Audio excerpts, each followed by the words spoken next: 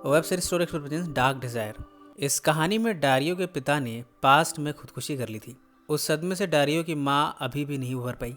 Dario अपनी माँ की देखरेख में लगा रहता है, पर उसने ना सिर्फ एल्मा से रिश्ता बनाया बल्कि एनिमस नाम की आईडी से एल्मा की बेटी जोए से दोस्ती बढ़ा ली। जोए को तो पता भी नहीं है कि एनिमस कौन है। इधर एस्टेबान ब्रेंडा की मौत का राज जानने में लगा है। वेलेजो उसकी मदद कर रहा है, पर कहानी किस करवट को घूमेगी ये हमें आगे पता चलेगा। आज के हिस्से की शुरुआत होती है जोए से। जोए तब बहुत छोटी थी। एल्मा उसे बर्थडे गर्ल कहकर बुला रही थी, जबकि जोए अपनी माँ से खफा थी। कहानी अब प्रेजेंट में आती है। स्टेबान एल्मा से कह रहा है, एक कैदी ने खुद को मार लिया। कुर्नेवाका में लियो तब एक अभियुक्ता था। तब एक 5 साल की लड़की का केस था जिसमें उसका बलात्कार और क्रूरतापूर्ण हत्या किया गया था। उसका नाम था डेस्ली। क्या तुम्हें याद है? एल्मा ने कहा, हाँ मुझे याद है। स्टेबान ने कहा, डारियो उस कमीने बलात्कारी का बेटा है जिसने उस छोटी बच्ची डेस्ली का बलात्कार किया था और बाद में उसकी हत्या की थी। उसे 30 साल की सज़ा हुई थी, लेकिन उसने समय पूरा नहीं किया। उस कायर ने अपनी पत्नी और डारियो के सामने खुद को गोली मार ली थी, लेकिन लियो अपना काम कर रहा था।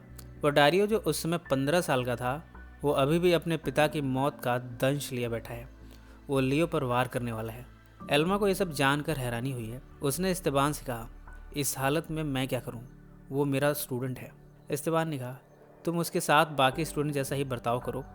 उसे नहीं पता चलना चाहिए कि तुम्हें उसके पिता के केस के बारे में पता है।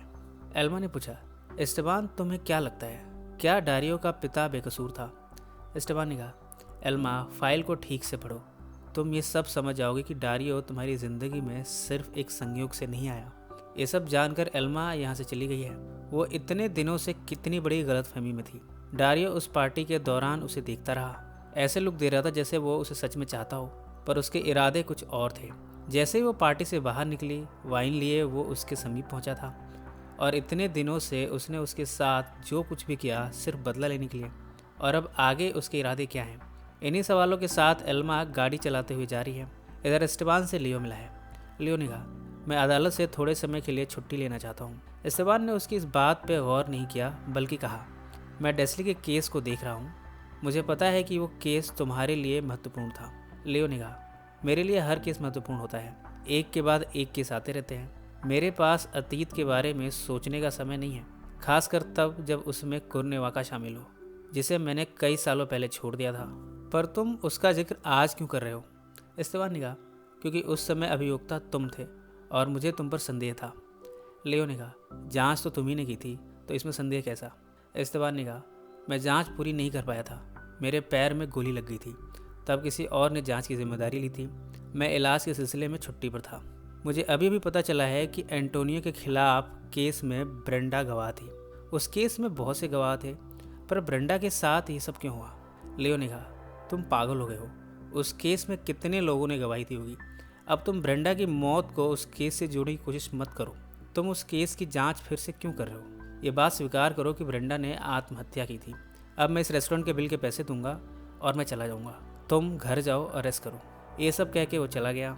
इधर एल्मा अब डारियो के साथ पहले जैसा बर्ताव कर रही है, ताकि डारियो को ज़रा भी शक न हो। उसने कहा, डारियो ज़रा समझो, हम एक दूसरे से नहीं मिल सकते, पर अब मैं तुमसे वैसा व्यवहार नहीं करूँगी जैसा रूडली मैंने पहले किया था। डारियो ने कहा, मैं कसम खाता हूँ तुम्हारी शादी को बर्बाद नहीं करूँगा। मुझे अफसोस है पिछली बार के बर्ताव के लिए। एल्मा जाने लगी और डारियो बार बार उसका हाथ पकड़कर अपनी तरफ खींचने लगा। उसने कहा, मैं तुमसे प्यार करता हूँ और तुम भी मुझसे प्यार करती हो, ये मैं जानता हूँ। डारियो के बार बार जिद करने पर एल्मा ने कहा, ठीक है, मुझे कुछ सोचने का समय दे दो। इधर जोए रोग विज्ञान संबंधी क्लास में है। बार बार एनिमस उसे चैट कर रहा है। उधर एल्मा साइबर उत्पीड़न के बारे में क्लास देने में मशगूल है। उसने कहा, जो ऐसा अपराध करता है उसे 4 से 6 साल की सज़ा होती है। इस्तेबान ब्रेंडा के आखिरी 48 घंटों की जांच कर रहा है। वो किस किस से मिले और क्या क्या किया। इस्तेबान ने वेलेजो से कहा, डेस्ली की फाइल से एक गवाह का बयान गायब है, ब्रेंडा का। ज़रा तुम मुझे इसकी वजह समझाओगे? वेलेजो ने कहा, अपने भाई से पूछो, उसने इस केस को बंद करवाया था। डारियो बार बार एल्मा से बात करने की कोशिश कर रहा है क्लास में, जबकि एल्मा उसे अवॉइड करती जा रही है। डारियो ने मौका देकर एल्मा का बैग चुरा लिया। वो इसे अपने ऑफिस में ले आया। इतने में यहाँ जोए पहुँच गई। उसने कहा, मैं एक दोस्त को ढूंढ रही हूँ। वो इस दुकान पर आया, अपनी कार ली और चला गया। क्या मुझे उसकी कुछ इन्फॉर्मेशन मिल सकती है? डारियो ने कहा, तो मुझे अपने दोस्त का नाम बताओ, मैं सिस्टम में देखता हूँ। जोए को अब सच बोलना ही पड़ा। उसने कहा, मैं आपको सच बताती हूँ, मैं एक ऑनलाइन फ्रेंड एनिमस को ढूंढ रही हूँ। मैंने उसे खोजने के लिए जीपीएस का इस्तेमाल किया और मुझे यहाँ का लोकेशन मिला। मैं थोड़ी पागल हूँ, पर वो मुझे बहुत पसंद है, मेरी बहुत तारीफ़ करता है। डारियो सब समझ गया। पहले तो वो मुस्कुराया, फिर जोए से दोस्ती करने के क्रम में उससे कहा, तुम्हारा नंबर तो मुझे दे जाओ, अगर मुझे इस एनिमस के बारे में कुछ भी पता चला तो मैं तुम्हें ज़रूर खबर करूँगा। जोए ने अपना नंबर दे दिया और यहाँ से चली गई। इधर एल्मा अपने यूनिवर्सिटी में बैग को ढूंढने में लगी है, पर उसका बैग तो मिलने से रहा। एस्टेबान ब्रेंडा के केस के सिलसिले में अपने एक पुराने दोस्त से मिला है।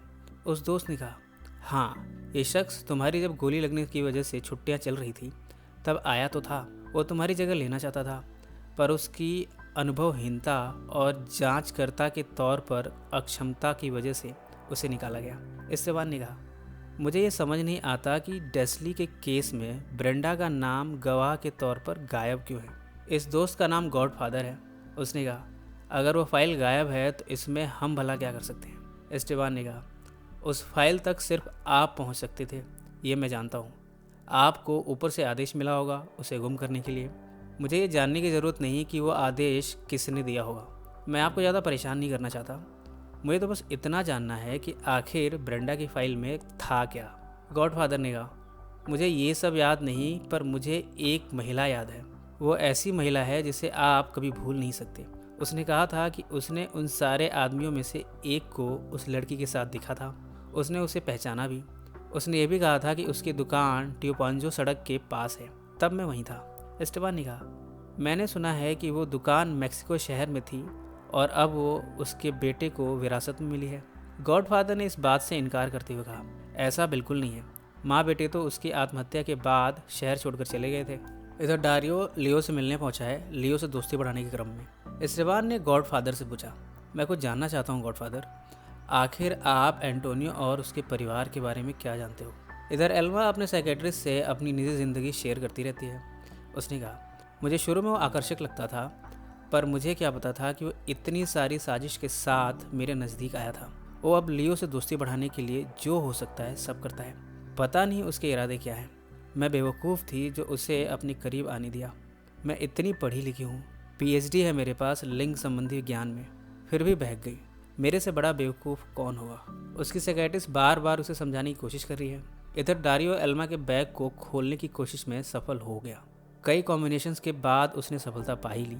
उसे इसमें एक फ़ाइल मिली है जिसमें लिखा है, एंटोनियो के द्वारा किए गए अपराध के सिलसिले में। एंटोनियो यानी डारियो के पिता की तस्वीर भी है इसमें। यह वही फाइल है जो एस्टेबान ने एल्मा को दी थी। डारियो ये सब पढ़कर कुछ सोचने लगा है। जोए बड़ी बेसब्र होती जा रही है एनिमस से मिलने और बात करने के लिए। उसने मैसेज भेजा है कि वो कल 10 बजे मिलना चाहती है हर हाल में। इधर एस्टेबान ब्रेंडा के घर की वीडियो रिकॉर्डिंग देखने में लगा है, साथ ही वो नोट्स भी बनाता जा रहा है। वो कह रहा है कि आखिर ब्रेंडा, तुम उस समय सोच क्या रही थी, तुम्हारे दिमाग में क्या था। इतने में एस्टेबान को एक क्लिप में एक शख्स ब्रेंडा से मिलता दिखा और फिर उसके साथ घर में जाता दिखा। एस्टेबान हैरान है कि आखिर ये शख्स है कौन। उसका चेहरा धुंधला है। घर में जब एल्मा पहुंची तब लियो ने बड़े प्यार से उसका वेलकम किया। वो उसके लिए गिफ्ट भी लाया है। इधर एस्टेबान को अगली क्लिप में डारियो भी ब्रेंडा के घर में जाता दिखा है। उसके होश उड़ गए हैं, यानी उसका शक सही निकला। इधर एल्मा बड़ी परेशान है। वाइन पीते हुए वो कुछ सोचे जा रही है। इतने में डोरबेल बजी। लियो गेट पर गया, उसे डारियो दिखा। डारियो अंदर आया है ये कहते हुए कि एल्मा अपना बैग डेस्क पर ही भूल गई थी, वो बस लौटाने आया है। एल्मा को ये सब पसंद नहीं आया, पर उसने लियो के सामने कुछ नहीं कहा। एस्टेबान को क्लिप में डारियो थोड़ी देर के बाद बाहर निकलता दिखा। इस बार उसकी कमर में बेल्ट नहीं है, जबकि वो गया था तब बेल्ट थी। एस्टेबान को पूरा यकीन है कि खून डारियो ने ही किया है। उसने कहा, कमीना कहीं का। इसी नोट पर यह हिस्सा यहीं पे समाप्त हो गया। इसके अगले हिस्से में इसके आगे की कहानी डिस्कस करेंगे। सो फ्रेंड्स, फिर मिलेंगे ज़िंदगी के किसी नए मोड़ पर।